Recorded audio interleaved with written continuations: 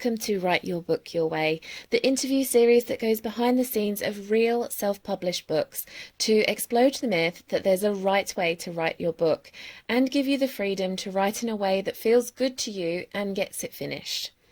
I'm Kris Emery, owner and lead editor at Kris Emery Editorial, and I'll be interviewing my past clients, all first-time non-fiction writers and entrepreneurs, to show you how it can be done. That means how it could be done, not how it should be done. Today I'm talking with my dear friend Annick Ina, who I worked with as editor on her book about 5 years ago, and since then she has become a book dowler herself and provides professional self-publishing services for authors and aspiring authors, and that means that she helps people with book coaching to cover design, formatting to publishing, pre and post launch marketing to crowdfunding. I was so excited to work with her on Soul Superstar, and she went through such a journey that she actually got into being a behind the scenes person in the book world. That is how transformational her book became. Let's have a listen to what she has to say. So let's kick off with Annick, and I want to welcome you today and just say hi. We talk all the time, but for the sake of this interview, hi. Hi. So we're going to dive straight into the questions that I have for you. This series called Write Your Book Your Way is all about going behind the scenes of how you wrote your book to show everyone out there that there's no right way to do it. So the first question really sets the scene. So I just want to know how your book that you wrote, which is Soul Superstar, that we edited a couple of years ago, relates to your business. And this is a super juicy question for you because your business has actually changed because of your book. So let's dive in. This is such an interesting question to start with. Soul Superstar relates to my business right now in two different ways. Well, first of all, the story itself, which was my story of how I quit alcohol and what happened afterwards and my journey afterwards, led to me getting visible because of that. But because I had done so much research around the book, around book writing, publishing, and all of that stuff, I didn't want to keep it to myself and waste all of that. So I started helping people here and there to write their stories and to publish their books. And 3 years later, I am now doing this full time. I'm actually helping people write and publish and promote their books. So yay! And to everyone watching, just a heads up, Annick and I collaborate all the time. So we'll try and keep you up on all of those things that we have going on together. And it all started from me editing Annick's book. So I just wanted to say that straight up, because this interview, while it's in the series that I've got going on, you might get some very different insights or some much different riffing between us, just because we're super familiar with each other and super familiar with each other's style of working and that kind of thing. So next question is, I would love to know how you came to the decision of starting to write the book. So what made you actually sit down and start, which is slightly different from where you came up from the idea. What made you like, okay, this is it, I need to sit my bum in the chair and I need to get the words out? I love that. Yeah, I think like many writers, for years and years, people kept saying, oh, you should write a book. And I myself thought I should write a book. And I got to this point where it may sound a bit weird or woo-woo or anything, but I had this knowing, this inner knowing, this calling. It's like, yeah, it's time to write your book. And I remember that day saying a clear, okay, I'm gonna do it. And I kind of started writing my book. I kind of started writing chapters from there, but it kind of fizzled out because I didn't have structure, I didn't have a plan, and well, we've talked about that a lot of times.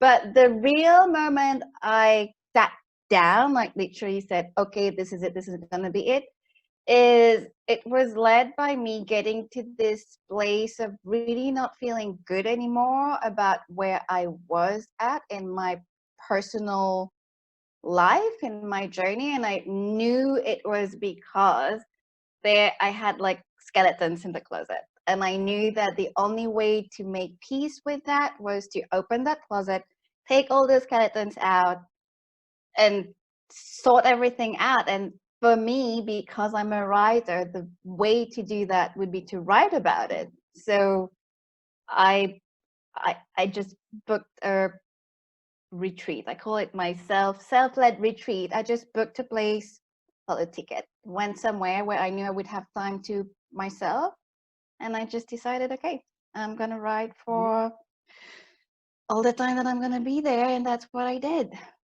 Awesome. And I just want to pick up on that there, because I talk all the time about there being a difference between writing for yourself and publishing. And I'd like to explore that, because they can come together in a really beautiful way, in a really beautiful book. But there is definitely writing that you keep to yourself that's very raw, or writing that comes from that raw place but that is healed and ready to share. So do you want to talk a little bit about that? Yes. So first of all, I totally agree with you. And with the work that I do, and we've had these conversations, there is an immense value in writing your story out, whether you publish it or not. But obviously, if you want to publish your book, that writing, your story itself needs to have some sort of direction or some sort of purpose. And when I look at my own story, there was stuff that I wrote in my book that that didn't make the final cut because it was, and I know we had these conversations when you were editing my book. You were like, oh, this is more like journaling, and this doesn't really belong inside the book. And I think that when you write because you need to write your story, that's great, but that makes a great Brené Brown calls it the shitty first draft. So well, I know someone else called it that way, but I remember she called it that way. The shitty first draft. It's just the first version, the first iteration of what could then become your published book. It's like this big bowl of something that then if you want to take it out to publish, then you just start and chisel it and turn it into something publishable. But Yeah.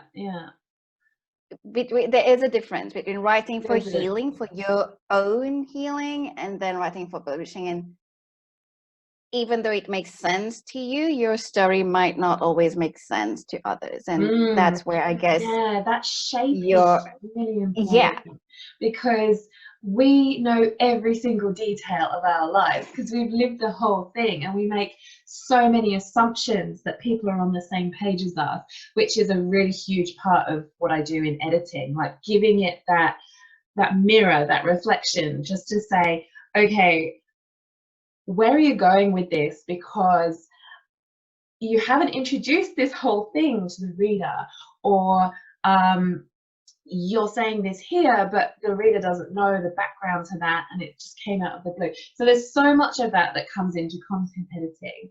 And yeah, that's a really good point. Like the whole shaping of it and the crafting of it comes after that first draft gets out. But of course, the book wouldn't be the book that it becomes if that story hadn't been in there in the first place, because that's how the book evolved in the first place, and it needed to be written, it needed to get out, because otherwise that could actually become a block to your creativity, you know, if that story gets lodged, and you know, it prevents the flow. So yeah. Love it. Okay, we talk about this stuff all the time, guys. So we could be here all day if I don't push on. So I'm trying to be really efficient with the questions.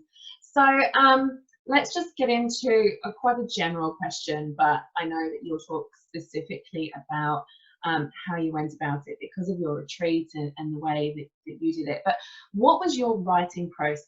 And if you want, you can even contrast the way that you did it when it fizzled out to the way that you did it when you made it happen, and even contrast that to the way you do it now with having influence from the book, if you want to share all of that stuff. Absolutely. So the way I did it the first time, I think I wrote about 11 chapters.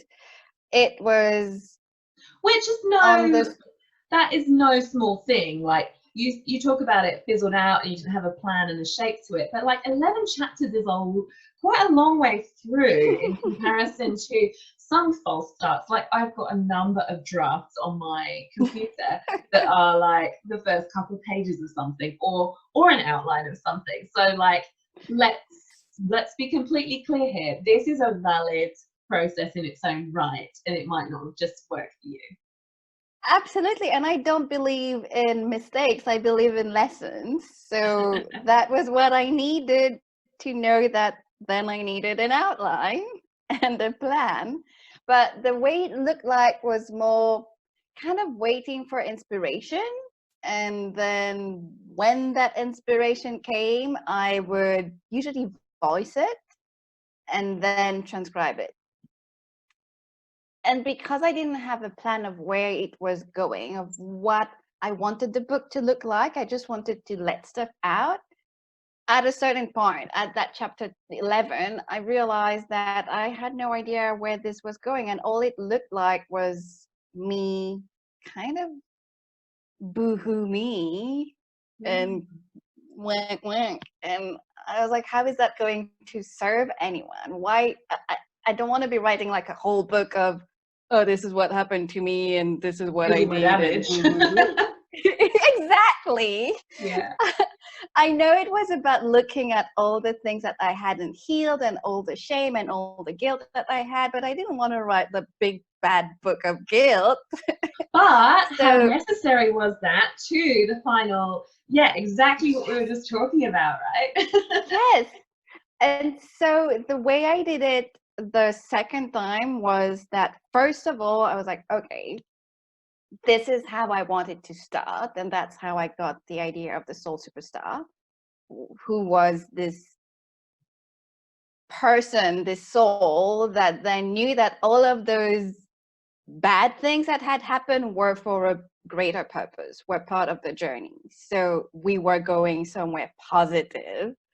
So I sat down and I put all of the stories on paper, and then I ordered them, and this is how my outline came up.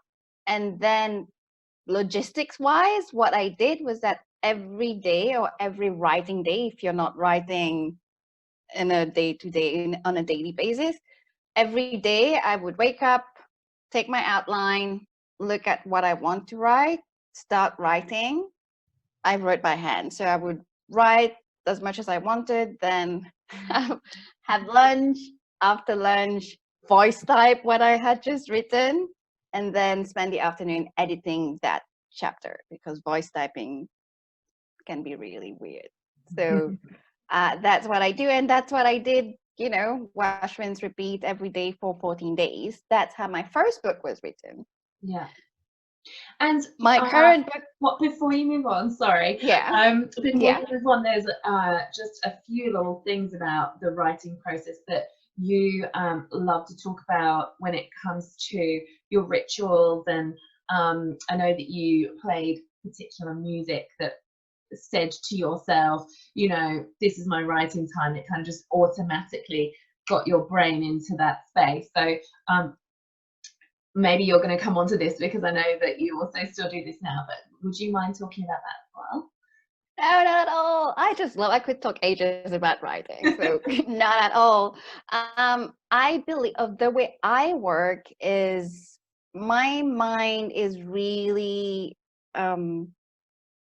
sensitive to everything happening around me. So I need to create a container. I need to create something for my mind to stay on track. So rituals are what work for me. And what this means, whenever I've written, what this means is that my days will look the same. It usually looks like me getting up, going to make tea, sitting at the table, and then sometimes I would involve music. Sometimes I would just, depending on how much I want to write, because sometimes I'd wake up in the morning and be like, oh my God, I can't wait to start writing. And sometimes I'd be like, oh, I'm not so sure what I'm going to write today. But it would always be wake up, make some tea, sit at the table and start writing, and then lunch, and then voice type, and then editing. And this way, my brain didn't have that space to wander and be like, oh, maybe we can do this and maybe we can do that. And this is also the reason why I cannot write if I've got something else planned for the day, because my brain is like looking at what's going to happen next. And interesting. So you mean anything more planned later in the day, or anything at all planned that day that you've done in the morning? Anything I'd say anything at all. Yeah. Because if I know that if I know that I have something coming, my inspiration feels like, but is there really space for me to come out now? Or maybe I'm gonna be cut off at some point. And so it's like, I'm not so sure. Okay, this is so interesting, because some writers and writing coaches advocate a daily writing practice, and it doesn't work for me at all. I've tried it. I just, it's not me. And my pace is much better if I'm doing like something every week, but a really good chunk of time, because it takes a while for me to get into it. And I find that a nice 3 or 4 hour writing block, like a half day, is a really nice amount of time. But that's why I'm asking everybody about their writing processes, because of the differences, and how people who advocate for one type of way of writing, or one type of template or pattern or anything like that, I really disagree with them. And they're probably doing it because their way is the only way they've known, so they're teaching people their way, rather than, it's really fascinating being an editor who's worked with so many writers, all of whom have come to the same point of handing over their draft in as many different ways as there are different authors. And I get to see that. So I really want to give people a feel for this. So it's really cool that you can even like back up, you know, the reason why you need it to be that way, because of that self-knowledge. So that's really, really valuable. But I think also what I can say, and it made me laugh when you said blocking half a day, is that the way I have been writing my third book is that sometimes half a day is what would take me to get in the flow. So, because sometimes, you know, you've got resistance when you're writing, especially if you're writing about your own story, you will get resistance and you'll be very tempted to think about everything but what you need to write about. And I know that's the way I am, and that's why I need to allow time for that as well to happen. You are such a sensor, as we call it in PH 360, which is my health program that I belong to. I'm such a diplomat. For me, it's all about the environment. Like, I need views and expansive like space, all this time just to like be really, really chill about it, and you know, no clutter. Yeah, so love it. Okay, so let's move on. And all of my questions, you might notice, are also in the order of the timeline, so you'll be really familiar with that too. How did you know when you were finished? You know when you're finished when you, well, first of all, you know you have this, just like it's time to start, you will know it's like, okay, done. But you also know it's really, I don't know if you're going to ask this question, but there is still some writing that is done during the editing process, the rewrites as we call it. And I know that it's worked for myself, and I know it's worked for it's the sign that my clients as well go through, and I'm like, oh, your book is done, is when they're like, oh, I can't look at it anymore. Did you get that from me, or did I get that from you? I can't even remember anymore, but like, it's the point that everyone seems to get to, like, I am so done looking at this. If I look at it anymore, I'm going to get cross-eyed. It's time to hand it over to the editor. Like, it's a thing, right? It is. And I had a client recently who said to me, is it normal that I don't want to look at it anymore? And I was like, girl, it is absolutely normal. This is when you know that you're done. Awesome. Yeah. So, this is a huge question, really, considering your business has gone from what it was to coaching specifically around books. And I want to mention to everyone watching as well that you had coaching skills as well as communications background before you married those two things together in book and writing coaching. So it wasn't,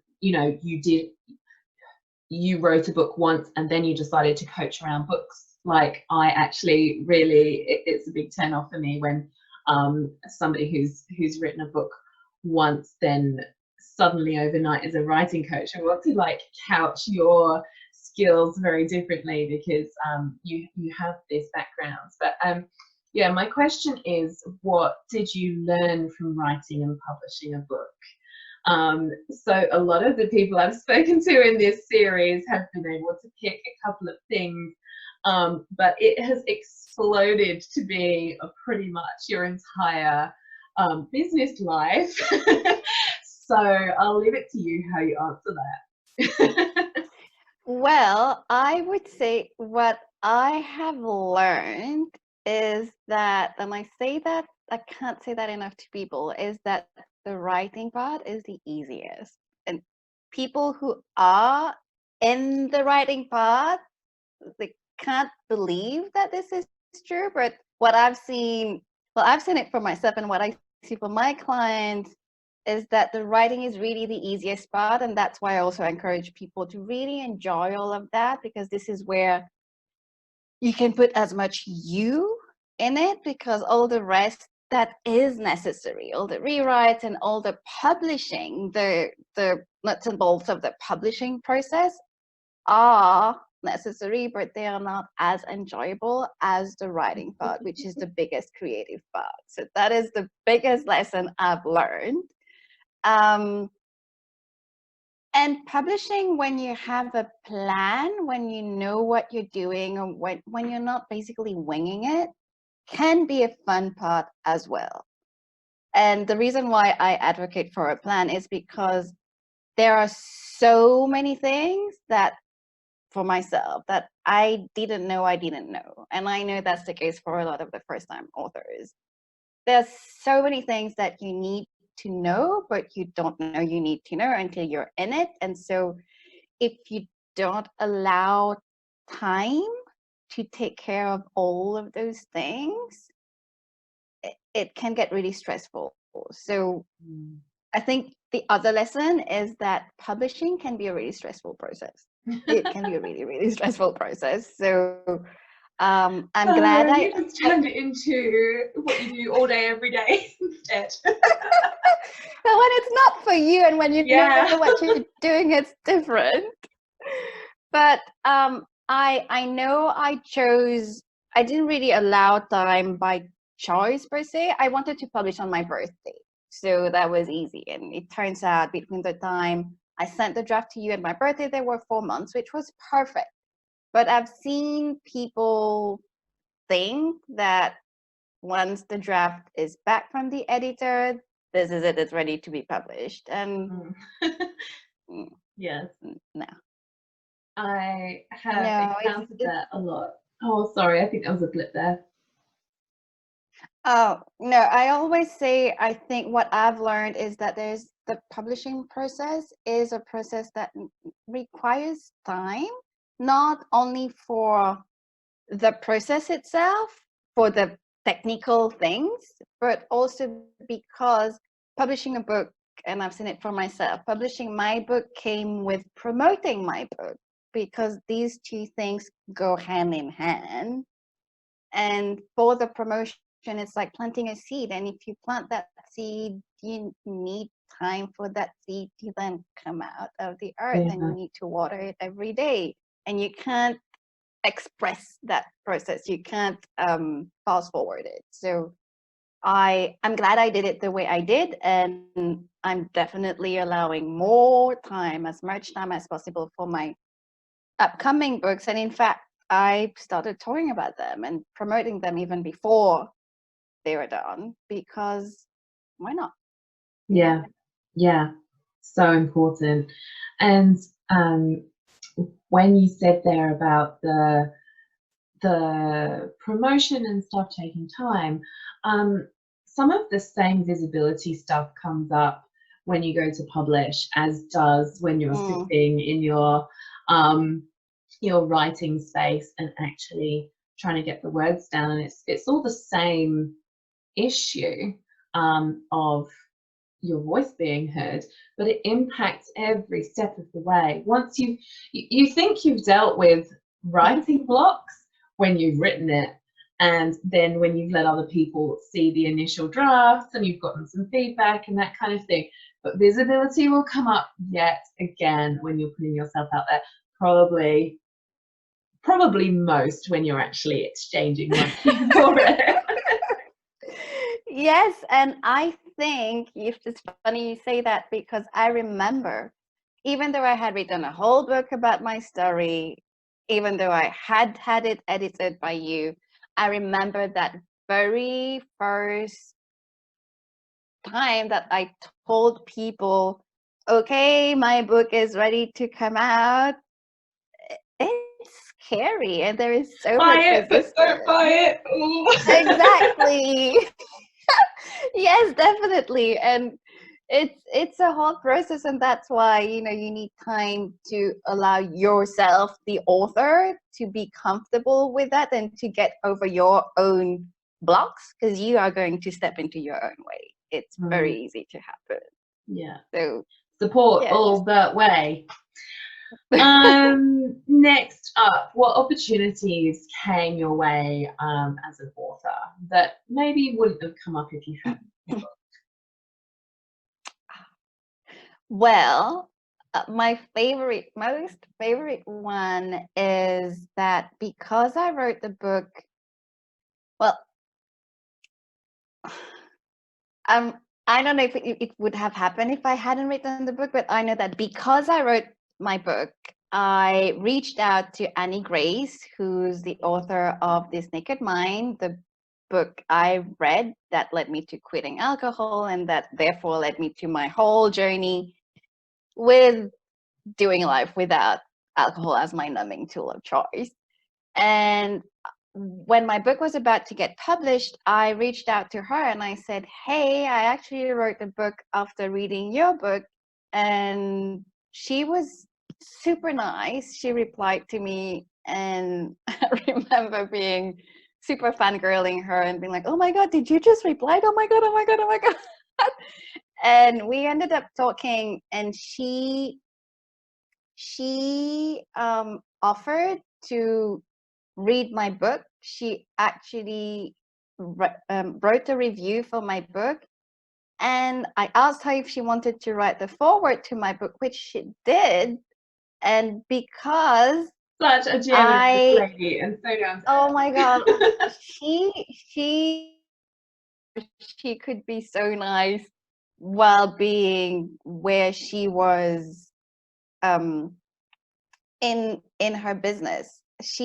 Annie has really been very generous. I don't think there's any other word. And what she's done to this day, because of my book, then we started collaborating in a few ways. We did interviews, we did videos for her programs, for her free program. And she has a program called the Alcohol Experiment that has now 35,000 subscribers or members. Nice. And it's a 30-day program. And we did a video on day 6. And so every time I can see that in my Amazon sales, for example, every time I see peaks in my sales, that's when she is running her program again. Because people get in, they see my Wow. interview with her, and then they go buy my book. That's so awesome, because not only has it created such an aligned collaboration, but it's also brought people back to the book itself. So yeah, you wouldn't have had the other opportunities, but those other opportunities are circular, you know? So the perfect alignment. So nice. but then also in a general way, writing a book for myself, and I spoke about that a lot. Writing a book for myself gave me, it kind of crossed off that story of, I can hear my mom say, you always start things that you never finish. And so it really gave me a boost, and it helped me get rid of that story that I was telling myself, that I never finish something, that I can't do big things, that I don't follow through with stuff. Because writing a book and getting it out to being published is a huge thing, and I did it. So it helped me then think about, oh, if I did this big thing, what else can I do? And it really helped me revisit the limits that I had put to my own capability. And the cool thing is, you do it almost without noticing, because it's a solo pursuit.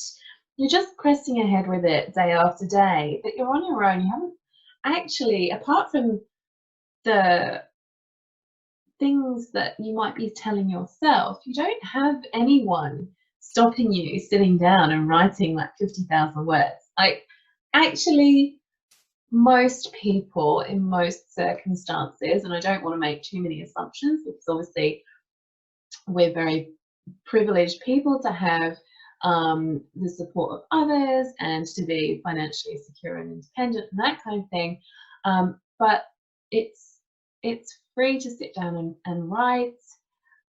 It's more or less difficult depending where you are at in your life to find the time to do that, but there's not really any external input for a long way down the line when you're writing your book. So it's an internal battle for that first stage, first and very big stage, obviously.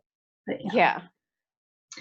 So last thing I'd like to ask you is what you would do differently if you did it again. And I'm not even going to say if you did it again, not even when you do it again, but what are you doing differently this time around, now that you're in the process of more books?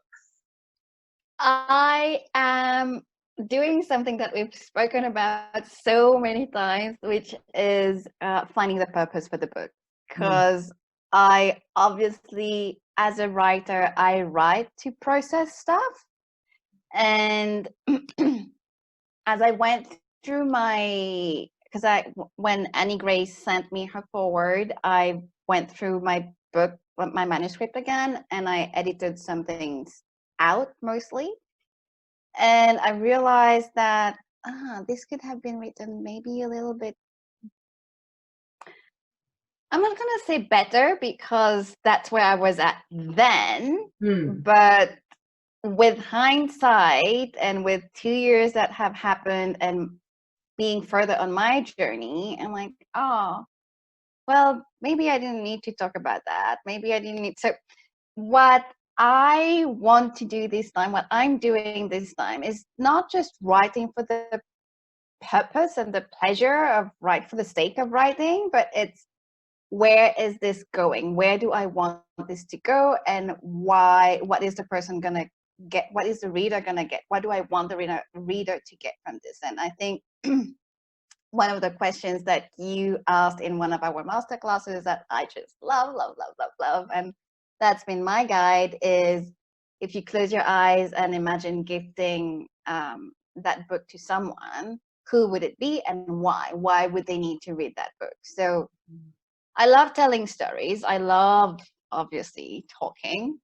But there needs to be a purpose. What is that purpose? Because when you write a book, it is not just for it's an exchange. You write, but someone's going to read it. So you need to take into account that other party as well. There needs to be something in there for both people. And I didn't really take that into account when I first, not as much as I do now. And that finding that right balance of writing what you need to write, but then editing so that it fits the reader's fun journey, if you want to call it that way. And I think I've also developed as an editor over the last few years, realizing that my job starts a long time before the editing part. So I've always, certainly before I was working with you, I've always asked my clients, you know, who is this for? Who's your ideal reader? But the depth that I go into that and the depth that we explore that now is definitely much more profound. And I've got other ways of asking those questions. And yeah, when you were talking about the book being an exchange, it comes back to this difference between publishing and writing for yourself. So a book is a piece of communication, and communication has a sender and a receiver, and the message, which is the book. And this receiver is so often not thought about when we're talking about creating books, because I think a lot of people think of them as a personal project in the beginning, and very attached to them, of course, understandably, but when we start thinking of it as an entity in its own right, and a lot of very successful writers do say, you know, this book is bigger than me, then we start getting into that stage where we're really looking at how it's being received, and yes, create from that place of sending the message. But then there is a stage of, okay, let's run this through the how is it going to be received filter, and check in with who that person is and what you really want to say to them. So I'm really happy that actually that you revisited your original book, because it does just go to show that there are some things that can't be left to an editor. An editor is one external perspective, this kind of way of testing the concepts, but there's no such thing as perfect. This keeps coming up all the time at the moment. There is no such thing as your perfect book, because your book isn't finished and created yet, and there is a point where it has to be put out there. But there's always, with the passage of time, there's always things that we can go back and change, so the editor can make it as readable as possible and as beautifully written, and, you know, also succinct as possible, like as much richness in a shorter space as we can. But at the end of the day, you're the writer. You have to make that call on what this entity is, what goes in, and really importantly, what gets left out. So also why the relationship between writer and editor is really important, because those sorts of conversations will come up, but they can't, you know, you can't have that conversation about every single thing that's in there. So it's very subjective. Is there anything else that comes to mind that you want to add, or are we good? I've got no more questions. It's been so valuable. I think I just want to stress out the importance again. I know I just said that, but I'm thinking about my current book that I started writing when I was actually at your place. I had my own little writing retreat at your place, but I really cannot say enough how precious the writing process is from a processing, healing, transformational point of view. And that is fine. Don't let your inner editor get in the way, thinking about what is the reader going to get from it and blah, blah, blah. Let your real human editor take care of that once you've done all the writing. So let these be two different processes, but do not take away from the writing, the transformational power of the writing, because you're thinking too much ahead. There needs to be some sort of balance, but allow yourself to write what you need to write. Yeah. And then maybe you'll have some work to do, and then the editor will take care of the rest. Yes, the stages are really important. I don't think that's necessarily completely transparent from the start. And a lot of us are comparing our first draft, second draft, third draft with a book on the shelf, you know, because those are the books that we get to read in the end, and we have not seen all the work that's gone into making that book behind the scenes. And these books, they were first drafts too once, but you don't ever see that. So give yourself a break, because the writing is really something to treasure and enjoy. Thank you so much for joining us. That's a wrap. I'm really, really grateful for you being here today, and I will link you up all over the place in the post below. Thanks, guys.